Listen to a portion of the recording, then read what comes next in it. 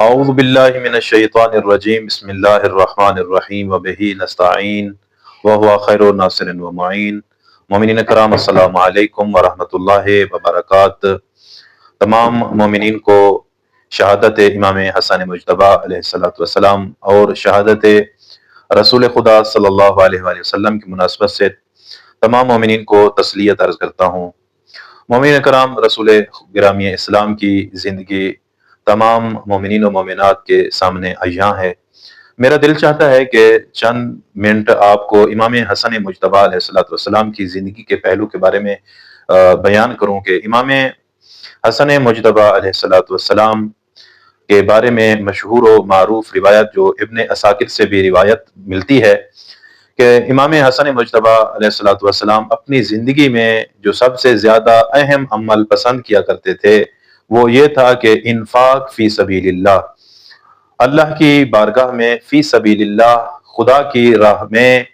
مال کا خرچ کرنا۔ روایت میں اتنا بھی ملتا ہے کہ ایک دفعہ امام حسن مجتبیٰ علیہ السلام اپنا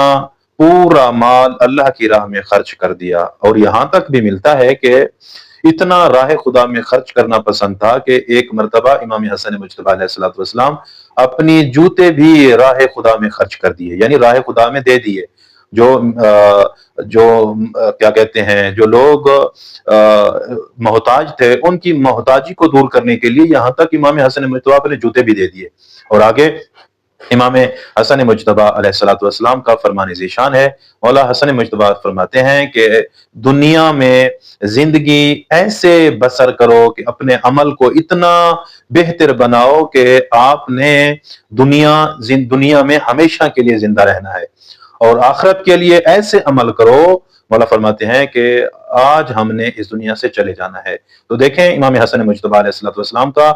دو چیزیں سب سے زیادہ عیاں تھی، ایک تو انفاق فی سبیل اللہ، اللہ کی راہ میں خرچ کرنا، اور دوسرا اپنے عمل میں اتنا جذابیت لانا، اتنا اپنے عمل کو بہتر بنانا کہ یہاں تک فرماتے ہوئے نظر آتے ہیں کہ دنیا میں آپ عمل ایسے کرو کہ آپ نے دنیا میں زندگی گزارنی ہے، اور آخرت کے لیے ایسے عمل کرو کہ آج ہم نے یہ دنیا سے چلے جانا ہے، ہمیں آخرت کے لیے تیار رہنا ہے۔ تو دعا کرتے ہیں خالق کائنات ہم تمام صاحبان کو اپنے رب کی خاطر مال خرچ کرنے کی توفیق عطا فرمائے اور اپنے عمل کو بہتر بنانے کی توفیق عطا فرمائے۔ والسلام علیکم ورحمۃ اللہ وبرکاتہ۔